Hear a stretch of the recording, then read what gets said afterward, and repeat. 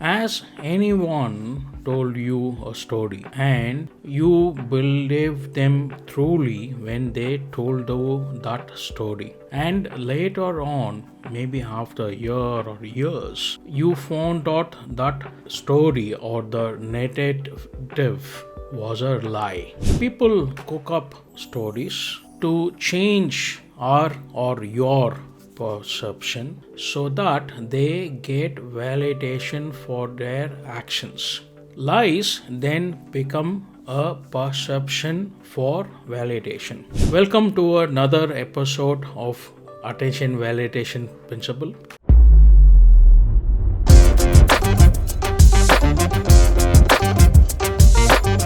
Happy New Year to my returning viewers, and for the new viewers coming to my channel for the first time. Have a great 2024. I am Priyesh. I'm a stock survivor, a life coach, a management consultant, and a serial entrepreneur. In this episode, as usual, we will get Ambi and Stama to narrate a story for us on deception and lies and how our attention seeking or validation seeking makes us to validate others' lies and stories. So, Sama's mother came to him and told him his cousin, who had gone on an international assignment with his company, returned very quickly in 6 months, whereas they thought it was a 2 year assignment. And his mother told Sama that why don't you talk to him, because I feel is in a bad shape because of his returning, and I feel that is something wrong or misplaced or not good in his family relationship also.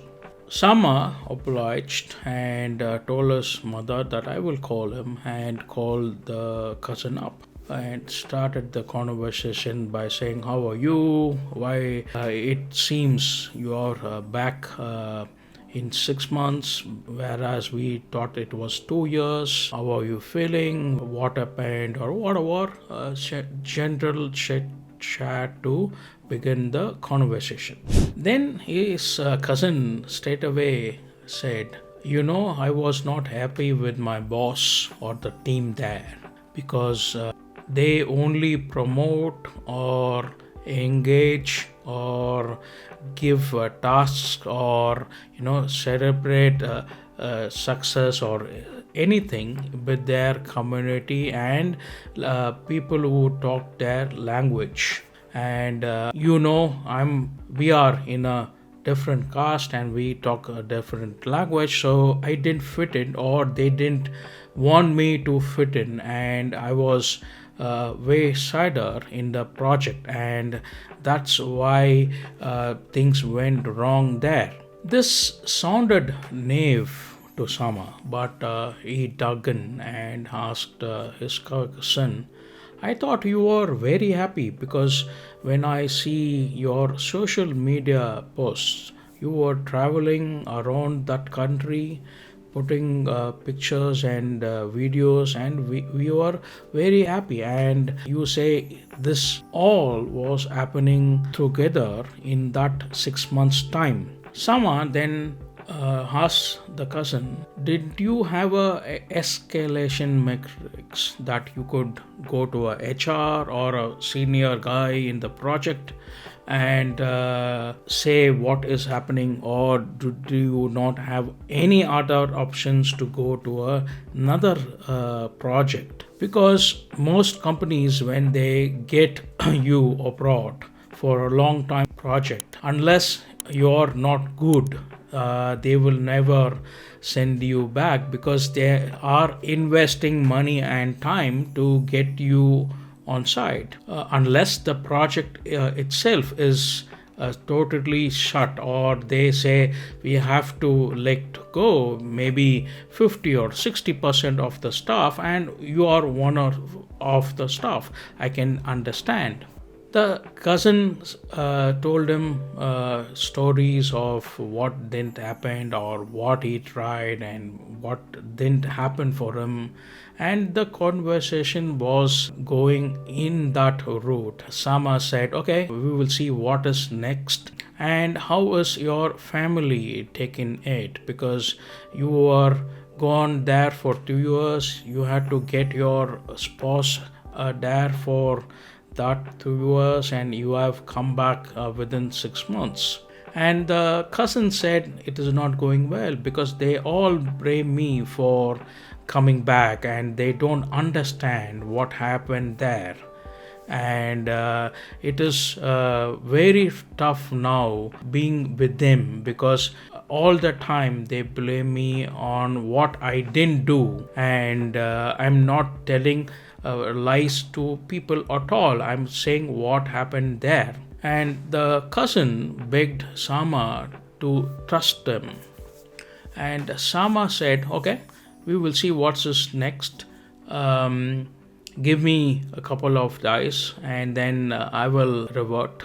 And hung up his phone.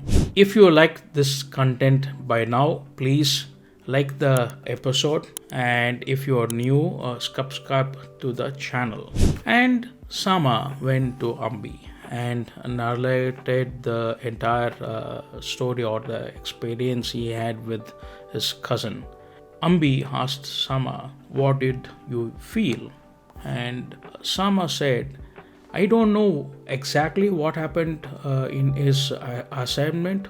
I don't know what is happening with his relationship now. I won't make any judgments without hearing the other side what happened. I'm not going to make any judgments by what he said. And I don't feel sympathy blindly, and I don't want to accept his narration, but I will dig more in my network and see what is the truth and what happened. And Ambi said, well done, Sama. You didn't fall for the experience. You wanted to double check to see whether it was a story or a lie or a fact. Well done, Sama. So, 3 takeaways from this experience while I share my own experience with you is always question the narrative or the narrator, and don't be afraid to dig deeper and ask more questions. Look for inconsistencies in the narration or the story or the lie, and if you dig deeper, you can find the inconsistencies in the narration. And mostly or majorly is avoid emotional triggers. If you question the narrative, if you dig deep and look for inconsistency, most of the times you will get a gist of whether it's a story or a lie. And don't allow sympathy to cloud your judgment by being emotionally triggered. And Ami said, if you do this, I think, Sama, you will get a right conclusion to this experience.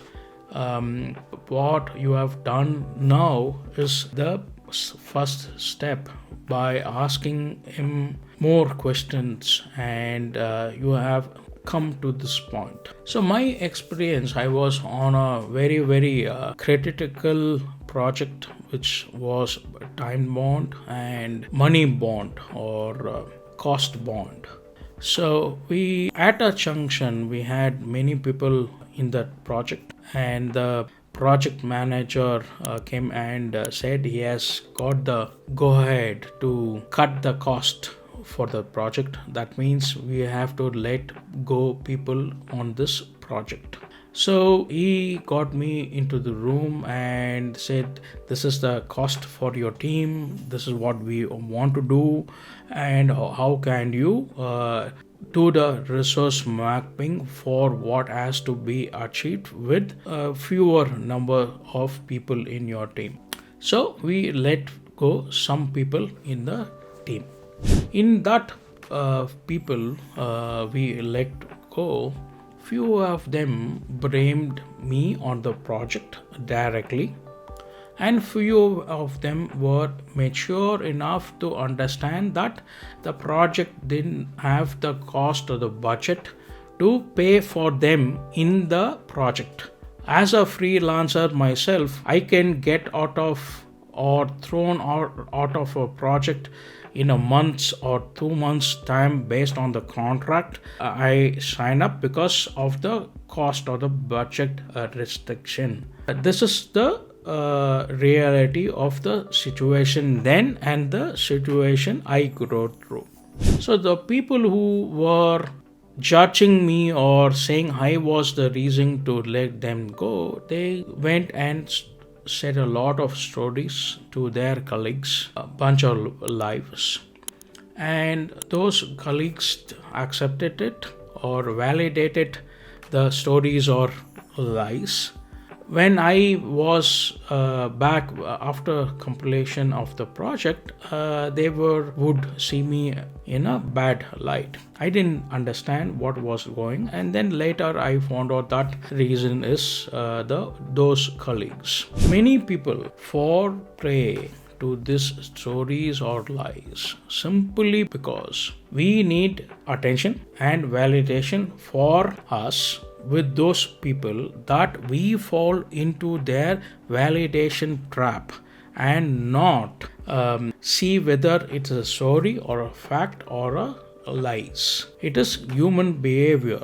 But if you do the three things I spoke about earlier, the takeaways is question the narrative, look for inconsistencies in the narrative, avoid emotional triggers where you give sympathy to the other person, and don't look at the right part for the solution you are experiencing with the other. So what happens when we validate a story when the other person is telling us, when we have not yet come to the point where we have questioned the narrative or looked at inconsistencies or whatever, but simply our emotional being gives sympathy to them and we validate them because in the subconscious brain we want attention or validation from them in the future.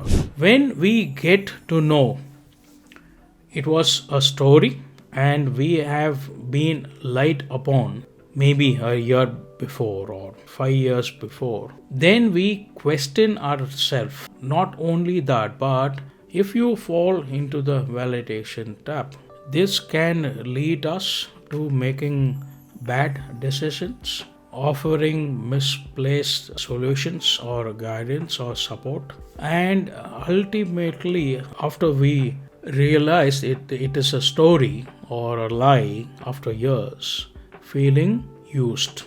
So it all happens because we want attention and validation every moment.